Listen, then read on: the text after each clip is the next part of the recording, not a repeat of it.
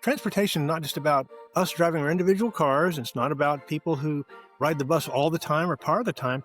It is definitely a multimodal, different modes of transportation, and intermodal type of a thing.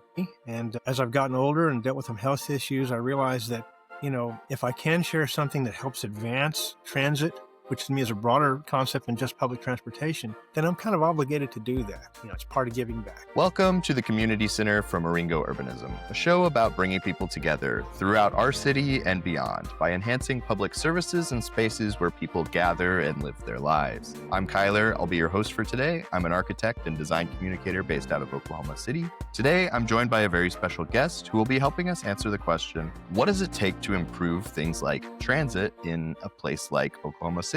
Larry Hopper, welcome to the show. Could you start us out by telling us a bit about who you are and sharing some of your background? Sure, yes. I'm Larry Hopper. I'm an urban planner of many, many years and basically born and raised here in the metropolitan area. It's great to be able to be a planner in your hometown, even if it is like 600 square miles like it is. And I just wanted you to know that basically I've always wanted to try to do things to make Oklahoma City and the region a better place, basically through planning. Okay. In fact, even back when I was in the sixth grade, I guess they asked us to look into an occupation you might like. So I researched city planning. What is city planning? I wish I could find that, but the interest dates way, way back to when I was a little kid. And, in my own case, more recently, I've been the planning manager or principal planner or planner for what's called the Transit and Parking Department at Oklahoma City. Think of that as doing business as Embark, okay? Because that's really what they do. And, my interest has always been in trying to help the public interest, okay? The greater good, the greater public interest. And, as far as my career goes, I worked in the city's planning department for almost 20 years, and then that last 20 or so with Embark. And something else that you might as well kind of know is that I'm a cancer survivor. I was first diagnosed back when I was like 26. That's the one that changed my life. And really got me thinking I needed to do more, as a planner, try to make more things happen that, in the way that a planner can. And then it came back about 10 years ago, and it's given me a bias towards action. I'm definitely one of the blessed and fortunate ones in terms of survivability and how things have gone. But maybe that tells you a little bit. But yeah, I grew up here in the Oklahoma City area, and some of those bits and pieces will kind of come out more during the interview. Yeah, I'd like you to share some of your thoughts on how OKC has developed, where we've been, where we are now, and where we're going as a city. Wow. Hey, do we have like maybe all day for that, or just it can say a lot, and I'll try to. And I knew you were going to ask this question, so I tried to kind of prepare. One thing I think is kind of interesting for people to realize is that basically, if you look back at like Greek history and the idea of the city-states, well, Oklahoma City, in my view, is the modern city-state. One of the only ones really like it, I think, in the country, because it is 600 plus square miles, okay? 600 plus square miles, and most of the things that really contribute to our economy that government would do, they're here. 3 lakes that we manage here, airports, zoo, sewer treatment plants, water treatment, big parks, lots of things that are really in this 600 square miles. If you think about where we've been this size now for about 60 years. And if you think about how there really wasn't a settlement here until 1889, about half of the age of the city, we've already been this big, okay? So that's part of where we've been, and it's where we are, and it's a lot of about where we're going. And I'm bringing it up partly because during my career in the planning department, one of my roles was to analyze annexation and de-annexation requests. Privately, I called myself the annexation czar, but believe me, I didn't have that kind of power. Planners don't. Planners really do work through other people, and we try to help people make decisions. We try to come up with the best data and facts we can and work behind the scenes a lot. But, at that size, there's just so much here. And if you think about how we are, that whole fact in terms of where we are and where we've been, some people would see it differently, but in many respects, it really helped manage growth in the whole region, okay? Had we not annexed that, then, Deer Creek might have became a city on its own a lot earlier. Really, they're still out there as a prospect. There might have been cities develop out around between Mustang and Yukon, or out southeast of Midwest City where Stella already existed in New Walla. And, by managing the growth, it meant that there was some control over where infrastructure, water and sewer would go, streets, et cetera. But at any rate, more about where we've been. If you think about it, the early leaders of the city back in the early part of the 20th century, they were very wise to bring in the stockyards, even though maybe it smells a little bit today, did then too. But, between things like that and the railroads, the city began to grow, and they had the foresight to establish Lake Overholser probably by 1920. And then this idea of the grand vision of the Grand Boulevard, which really is kind of borrowing from the City Beautiful movement. And, the Grand Boulevard, in a way, kind of created sort of not really an outer limit of the city, but this kind of circumference that the city, in essence, kind of grew around, and it has had so many impacts on city growth today. It's kind of a discussion in and of itself. But, after World War II, the second lake, Lake Hefner, came into being, and, the city was moving away from transit. It had really a very robust transit system, really by about 1915 or 1920. And that basically was closed down, the streetcar system in the interurbans by, 1945, 1950. But that helped shape city growth, okay? So much of what you think of as being sort of urban Oklahoma City is really very much the walkable city from the streetcar. But, the city grew. Another thing about the post-war period is the city realized that, let's not be hemmed in like St. Louis. It's 64 square miles, 8 by 8. Let's annex a lot of territory. And they did, and they got the town of Britain to agree to basically dissolve. And at some point later in my life, we actually dissolved the town of Spring Lake, an amusement park that now is a career tech center. But, that kind of growth in terms of the annexing of properties really created quite an impact on the region and the way that we saw ourselves, the way we had to plan. And, what it's done is it's made it to where every kind of possible type of lifestyle you can have in Oklahoma City, whether it's to be a farmer or to have 5 or 10 acres or to live a very urban lifestyle or even a downtown lifestyle or the kind of post-war suburban lifestyle, where the houses are on 50 to 75 foot wide.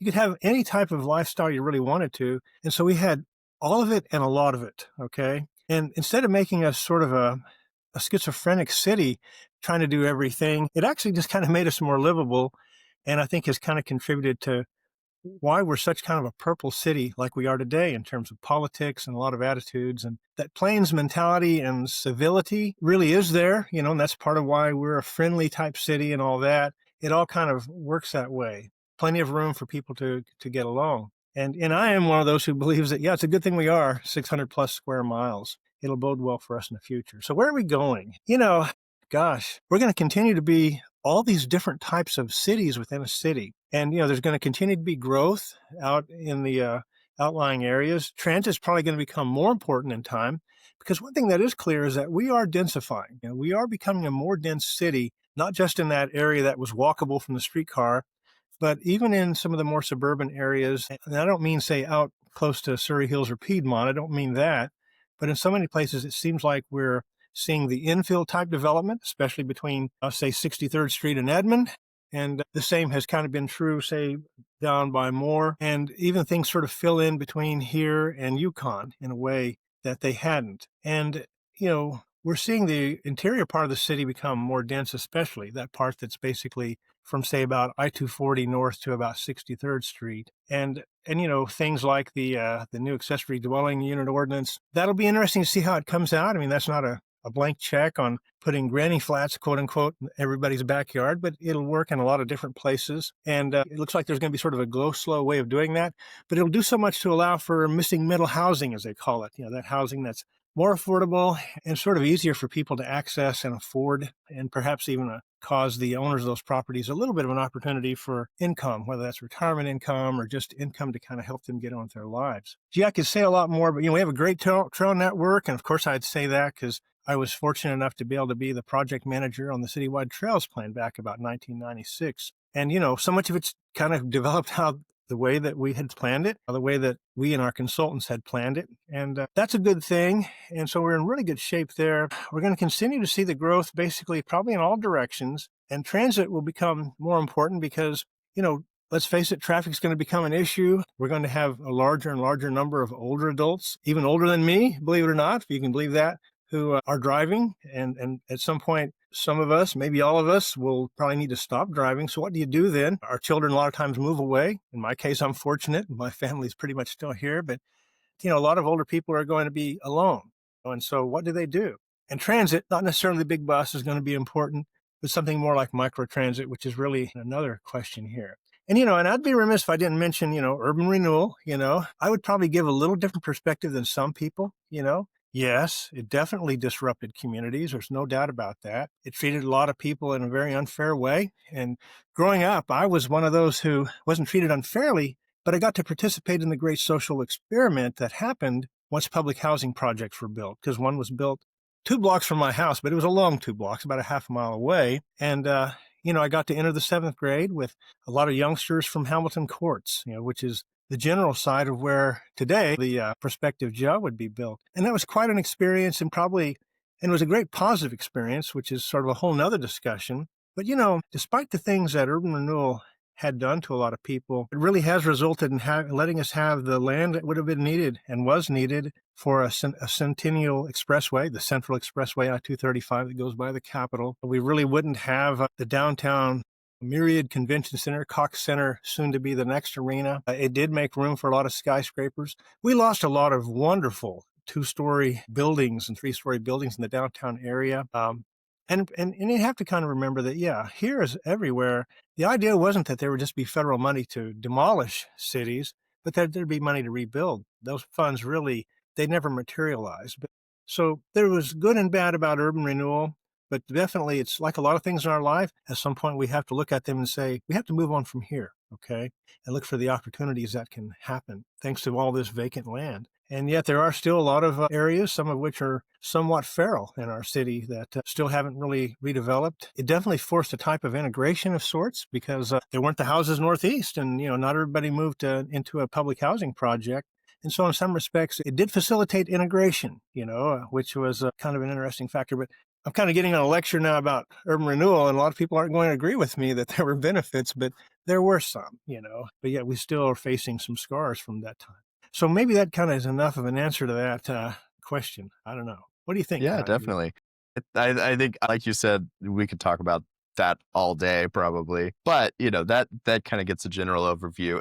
One of the things you mentioned was that transit is going to become more and more important in Oklahoma City in the future. So I'd like to hear about some of your transit advocacy efforts throughout your career and how those things have developed and where they're going next. Okay. That's kind of a tough question to answer because when you work for somebody or an entity and your role is to try to look out for the public interest, your advocacy can't be worn on your sleeve like it really can be if you're just a citizen who's taking an interest in something or somebody in business. When I say advocacy, it's not necessarily always things that maybe I was completely wanting to do. A lot of times it was, a city policy or plan that was adopted, and we needed to follow through on that. Now, that's not to say that I, and probably any planner, doesn't take that and think, well, okay, I see what our objective is, our goal, and, our various objectives and some of the strategies. I might be able to add a little twist to that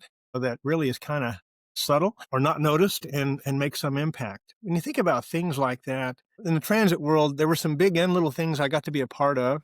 I could look around the country and realize back about, 2004 or so that we didn't have bicycle racks on our buses. And I thought, why not? So it was kind of explained to me a little bit about the situation there. Norman, the CART system, they had bike buses. Of course, a bunch of college students, a bunch of young people. Who wants to ride a bike in Oklahoma City, especially back then when we didn't have the bicycle infrastructure we had. But, the long story short is that understandably, my superior at the time explained how, Larry, we're kind of in a season where we're going to be cutting bus routes. It may not be a good optic if we have these shiny new bike racks on our buses, when we're cutting the routes back. And so I kind of just took it on myself, along with the work I was doing with the Alliance for Public Transportation. So I guess that makes it 2006 or 7, to start raising the money for the matching funds for the bike racks. I'd figured out that we could put these bike racks on using about 95% federal money. And so, in many respects, I kind of single-handedly thought, we need to do this. And I worked through groups like the Oklahoma Bicycle Society.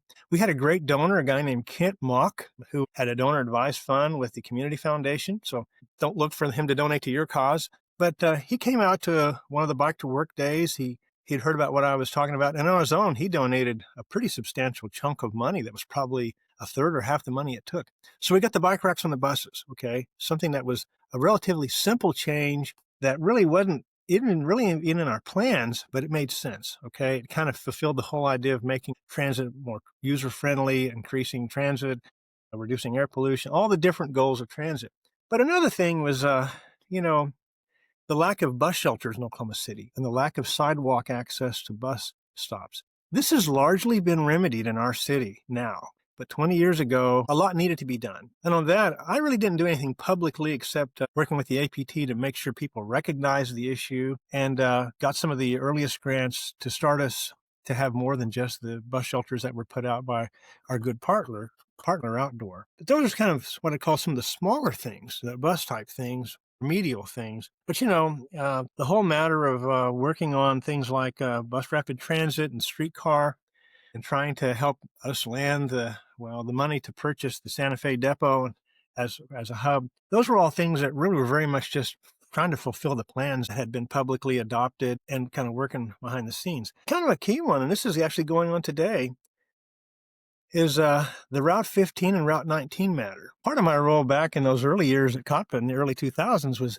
going out to, say, Midwest City and saying, okay, we love that you are partnering with us and you help fund the Route 15. But this year, we really are going to need more money. Our finance people have said that to keep this bus service, we need X amount of dollars. And, for 3 or 4 years, I'd keep coming back with these higher and higher figures, and they would keep saying yes. It was, I don't know why, probably part of it was the way we asked, and part of it was the facts. But, advocating for more funds was kind of an important part. Well, this kind of comes back now today.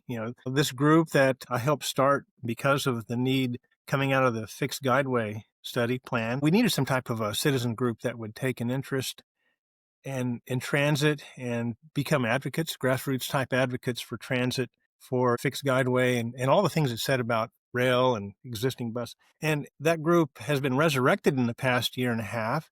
Last winter, back to the early part of 2025, we started advocating to improve the Route 15 in Midwest City. And that's what we wanted to do. But at the same time, we started to find out about a month into it that Embark was planning to totally eliminate the Route 19 to Spencer and to the rural parts of rural Ward 7.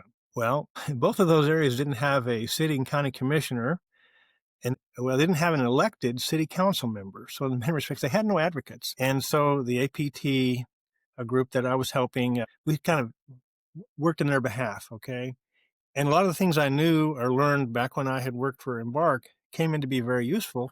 And basically at the end of May, after we'd convened a lot of different people, a lot of different meetings, came to meetings and spoke, not with not pounding on the podium, but just in a civil, rational way. The route was saved. Route 19 was saved. The Route 15 never got further addressed. We're still hoping we can. But the Route 19 was saved for a year to find a better solution. And that's great. That's kind of a good example of advocacy that I've been able to be involved in. But more important, have been able to kind of find other people who believe that there's a lot of aspects of transit that are important, the big and the small. The smaller issues as well as these bigger issues going forward about things like rail transit, things like that. I think that those efforts are really good. So I'm also curious to hear now some of your thoughts on where OKC is at right now with its transit planning efforts, including things like the RTA, which is where we met originally, was at the Regional Transportation Authority meeting. There's also MAPS, which is the Metropolitan Area Projects, buses, and then the long-range transportation plan that ACOG is working on. Right, yes. There's so many different long-range plans, really, that have been done, really, just in the last 2 or 3 years since the pandemic. When we talk about planning for transit in Oklahoma City, I think we're kind of synonymously saying for the region, okay? Because,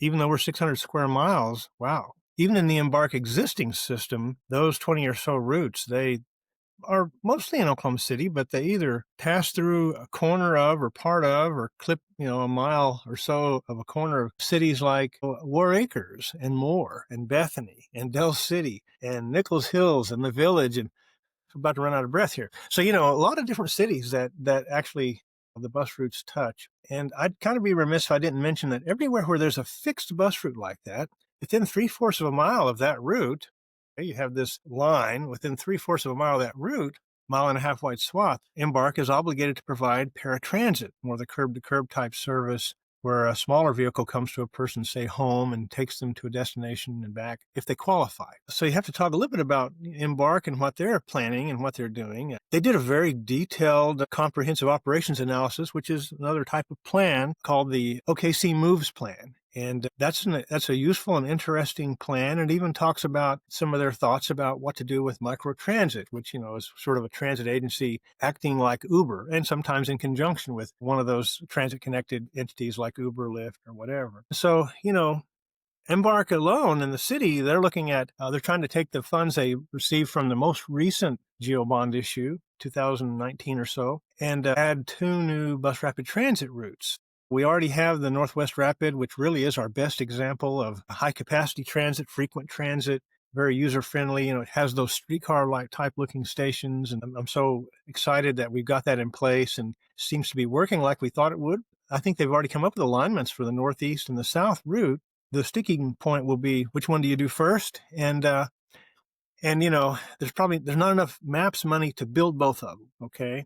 And so federal funds are going to become very important for those 2 plans, as well as things like the RTA and others. This whole question of federal funding, this past 8 months or so has become very much more in question, okay? I don't really care what anybody would tell you. I think we can all look at that and see the writing on the wall. And whereas we used to think that, a federal New Starts funds might pay for 50% of a valid, merit-worthy project. Don't know if that's going to be the case. Transit is a very expensive thing to build, and so it may rely more upon the local funding aspect and even the state funding. But, state funding is never really materialized in a very high amount for transit in our state so far. Advocacy and awareness becomes really important. So, it'll be exciting to see that happen. But when that bond issue was passed, and I was still on staff and we were trying to contribute the departmental ideas to it, we started using this phrase called advanced transit in that bond issue. And that was sort of code for the BRT extensions, but also for the capital needs to start some forms of microtransit, okay? And not really sure how much has really been done. I'm not even sure how high a priority that was in those MAPS discussions, because remember, when you're trying to do a laundry list for the 600 square mile city, not everything gets done at once. MAPS is a pay-as-you-go type of a deal. Very prudent, very, very prudent. But, that means that if you had whatever, $100+ million a year, sounds like a lot of money. But by the time you do some parks here and these roads and those trails, that thing gets done quickly, because it really can't. I mean, let me put it this way. A lot gets done pretty quickly, but you don't spend everything on buses in year 2, and you don't build all your trails in year 1 or your park. See what I mean? I think you see what I mean. So that's that. But then you've got you do have the RTA, the Regional Transit Authority, and perhaps you've already done a podcast about it, but it probably needs a lot more exploration, because the Regional Transit Authority of Central Oklahoma is a legal entity. It's legal. It's basically not a creature of the city. It's not a trust of the Oklahoma City. It really is comprised of the representatives appointed by Norman, Edmond, and Oklahoma City. Earlier in its short life, those last 5 years, Del City, Midwest City, and more were part of it, but they withdrew. And why they withdrew is understandable, but kind of worth more time at another time. So basically, the RTA, the Regional Transit Authority, they are the ones who are trying to, in essence, carry out what was planned for back in the 2005 Fixed Guideway Study plan, okay? They've done some plans that are basically supposed to supersede what was done back in 2005, and yet in so many ways, the more things change, the more they stay the same. There's even just kind of a quick thing to think about is 20 years ago, our consultants concluded, and I think they were on track, that our region is going to have to basically build its own rail lines in its own right-of-way. We're going to have to own the dirt and build the rail and the bridges and yada, yada, yada. The RTA, really, these first several years has kind of taken more of an approach of maybe we can lease access to the Santa Fe line. Really, I thought, that's going to be a lot less expensive way to get it started, and I could definitely see the benefits. It sounds as though in recent months, that's coming more and more under question about whether that's going to be feasible or not. And so one of the options that they're discussing somewhat is, maybe we need to find the right of way on the dirt, as you might put it, and build tracks. And maybe there's a hybrid solution. I don't know. So the RTA, long story short, they've adopted what's called a systems plan, and that's what the 2005 Fixed Guideway Plan was as well, was a systems plan. How should the entire system look? With a lot of details back in 2005 about ridership and cost projections, phasing plan of which gets built first and all that. And the RTA has come up with a systems plan, and they've also done some specific corridor studies, the north-south, Edmonton-Norman through Oklahoma City, one that would be a corridor out to the airport, one that would be a corridor from basically downtown to Tinker, another one out to around, say, 15th and Sarah Road, not Mustang or Yukon, but that large part of Oklahoma City, that fast-growing part out west in Canadian County. So, that's kind of what they have their systems plan, which is a long-range plan. And then ACOG, the Association of Central Oklahoma Governments, is basically a quasi-governmental entity that all the cities, really, 25 cities or so, belong to in the region, where they try to work out matters of regional concern. A lot of federal money comes down to them. The 911 system is really an ACOG creature of sorts, but really it is ACOG. And so they do a lot of great things for the region, not well understood probably by the general public. But part of because a lot of federal money comes down to the region, not through the state DOT, but through ACOG, they also, ACOG has to put together a long-range transportation plan and revise it every 5 years. And the transit aspect has become more and more important, and that's why they're doing the Central Oklahoma Long Range Transportation Plan, something like Color TP. There's one thing you might look at that, and they don't call it Color TP, but uh, but that does remind me, when we were trying to plan for the BRT, the Northwest BRT, one of the things that I had glommed onto is how the U.S., I'm changing the subject slightly, the U.S. DOT, they put out a grant for technical assistance for cities that wanted to do healthy transportation planning. And I thought, I'd gotten more involved in the public health world here locally, saw how public health and transit basically were two fraternal twins separated at birth back about 100 years ago. And I thought, great. And so the thing that they called this was something like Public Health and Transportation Corridor Planning, which if you take that PHATCP, it's FATCP. And I thought, how the heck could you come up with a program where the acronym would really say FATCP? But I thought, it's kind of funny. It's different. But at any rate, back to ACOG. So they're doing their long range transportation plan so that they can feed that into their, multimodal, roads and bridges and all types of transportation update plan. And it's trying to also look at how existing forms of transit like bus would integrate with this prospective rail system. And when I talk about the RTA, I'd be remiss if I didn't say, hey, it's not just about the commuter rail they're talking about, but some of these lines are recommended for a bus option, like bus rapid transit. I don't think any of them are really recommended for streetcar, and all that gets into the whole, which we won't get into, but the whole discussion of what does it cost to build certain modes of transportation, like rail, bus, or streetcar, commuter rail, and what does it cost to operate them? So that's kind of where it's at. So when you ask about the long range plans, kind of which one are you talking about? Because there's about 4 or 5 out there, and it's not that hard to kind of come and understand them, but it helps if a person does kind of familiarize himself with that. But the one thing that's key to all of them really is money and regional cooperation. Okay. And those are two very, very important facts that really need a lot more exploration and frankly, probably more transparency, especially by the RTA about what things might cost, what they might cost to operate. Like a lot of the great things that we want and need in this world, they're expensive, but they're worth it, and especially if you can phase it and get it the right size when you start with, the prospect of expansion. Probably by the time it's built, everybody listening to this will have white hair like this, kind of dignified look I have, but, it'll be worth it if you get involved now and work towards helping some of this happen. Yeah, definitely. I'm curious if there's any other topics that you think are related to this that maybe are worth looking further into. Yeah, that are related to this. Okay. I'm glad that you said that, because I have some topics that aren't related. Well, one of them is this whole matter of how will older adults get around? Okay.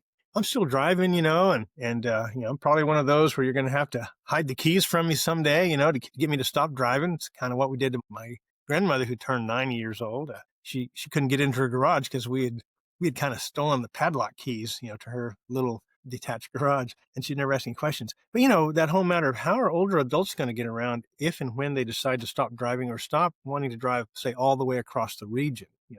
Most drivers are going to be safe within a couple of miles of their house. but at some point they're not going to drive as much. And there's a lot of older adults. How are they going to get around? And so that's kind of something that's related to this whole question of what should happen someday. Another one really is when the RTA, which really has been planning on a sales tax election. I don't know if it's a half cent, 3/4 cent, or a penny. I don't know. I don't think they've really been very public about those musings, but there was talk that that would be an election in 2026. Not sure, but that's one thing that was, stated publicly maybe a year ago. It's kind of like, how's that money going to be used? Just for rail, or does it make sense to use some of it perhaps for roadway construction to make it more palatable to voters? Or maybe some of it should be, and this is kind of one of the places where I think the Alliance for Public Transportation, APT, is going, maybe some of it should be used to bolster existing forms of public transportation, such as the bus somewhat, but especially things like microtransit and curb-to-curb transportation and contracts with nonprofits and others that can fill in some of these niches that really Embark is probably not well suited to handle or would be very expensive as a provider of. So those are just a couple of things.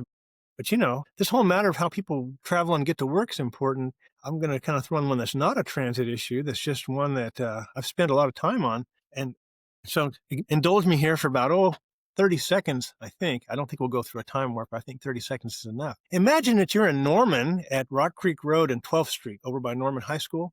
Well, that road, 12th Street, goes north into Moore and becomes Bryant Avenue through Moore, and then Bryant Avenue in Oklahoma City again, then Bryant Avenue in Del City, and gets all the way to the river. Right now, that's a relatively low traffic 2-lane street. I've worked on a project that all the cities know about of trying to make that basically one of the region's commuter bike routes. Okay, commuter bike routes, not just a recreational ride, but the idea that for now it's just a bunch of sharrows and signs, and in a few places the trail already exists. And then over the next 20 or 30 years, remember about that white hair thing, as the roads are widened and improved, then maybe there are some bike lanes or separate paths. And it's kind of important because, it's where there's 2 different career tech centers on that route. Okay, a lot of opportunity for training. The largest new job node in the region is that square mile at Bryant and I-240. And so there's a lot of jobs that people could commute to. Now, remember, a lot of times people aren't going to ride, 8 or 10 miles to go to work, but with the advent of electric bikes, commuting to work by bike is going to become more and more important. And not just for people that, have plenty of money and this is a cool thing to do, but for a lot of people who really can't afford a car insurance, and all the other things. Sadly, even though I think of electric bikes as something cool, I realize for a lot of people, they may become part of the necessity of how they get around. And so this 12th Street and Bryant Bikeway thing, I applied for a TSET grant for that on behalf of really some cities. We didn't get funded, but it's still an idea that needs to happen because before you know it, there's going to be some 4-lane roads out there that are pretty inhospitable to bicycle users. And if you can integrate that with transit, there, we'll kind of bring it back to this, even better, okay? And it does cross some bus routes and could do even more. Transportation is not just about us driving our individual cars. It's not about people who ride the bus all the time or part of the time. It is definitely a multimodal, different modes of transportation, and intermodal type of a thing. The bike and bus thing, that was part of the whole impetus for really wanting to get the bike racks on the bus, because the bike rack basically expands the reach of the bus by, who knows, 2 or 3 miles, because it's ride the bus and then, your job is at Hobby Lobby 3 miles off the bus route. Well, at least now you don't have to ride 15 miles. You just ride 2 or 3 or a half a mile to some job that's off a bus route, blah, blah, blah. So understand how, these different modes of transportation interrelate. So, that's kind of a long answer, but those are some that do kind of relate to transit. Although I'd love to talk about the trivia stuff, like, why is it that all the north-south streets have this weird curve in them when you get close to Wilshire Avenue? To me, those are bits of trivia that are fun to talk about. Yeah, I agree. And I think it may be worth having you back on the podcast in the future to talk about something other than transit, because there's clearly so much it's all connected in a way. Yeah, thank you. I'd love an opportunity to come back and be on your podcast to talk about one thing or another, but even a deeper dive into some aspect related to transit. Okay. It's something that still means a lot to me. And as I've gotten older and dealt with some health issues, I realized that, if I can share something that helps advance transit which to me is a broader concept than just public transportation, then I'm kind of obligated to do that. It's part of giving back. Yeah, for sure. So if anybody else listening is interested in getting involved with planning efforts either in their community, which may or may not be Oklahoma City, how would you recommend going about that? Okay. I think one of the best ways is through a local 501c3 called the Oklahoma Alliance for Public Transportation, APT. The Alliance for Public Transportation is that group that helps, quote unquote, save the Route 19 for a year. We've done some how to ride the bike classes. We're trying to do something that may be helpful for older adults who want to maintain their mobility after they stop driving. And we hope to get more involved as kind of a neutral information source, but at times an advocate in relation to the RTA and this upcoming election. It's so hard for an individual to go out and really get active in things, but if you can work with a group of people, great. We've got a board of about 6 or 7 people. I serve as their unpaid administrator, but they're a group that has already got a little bit of a track record this last couple of years, and it's a lot of what I call younger people, people under the age of 45 or under the age of 40 who seem to be some of our most active supporters. Not a membership organization. We look for supporters. So try them. Don't yet have a website, believe it or not. We had one years and years ago, but that kind of dissolved, and we're in the process of trying to reestablish one so that people can access our information and reach us 24/7. But the Oklahoma Alliance for Public Transportation, been a 501c3 for over 15 years now, and that'd be a good avenue to work through. Strength in numbers, and a good opportunity to find people you can talk to, match wits with, and kind of discuss these issues with. Yeah, for sure. I'm hoping to get involved myself. Great. That'd be great. Cool. Larry, it was great to have you on the show, and I hope to have you back at some point in the future. Thanks for a good conversation. Thank you for the opportunity. I appreciate it very much. Hey, it's me, Kyler. If you enjoyed this conversation, please be sure to give the show a like, rating, subscription, or whatever kind of nice feedback you can provide on whatever platform you're watching or listening from. If you'd like to join our community to stay up to date or to discuss anything you heard in today's show, consider joining the Eryngo Urbanism Discord server. And finally, if you'd like to support the work of Eryngo Urbanism directly, you can do so over on Patreon. Until next time.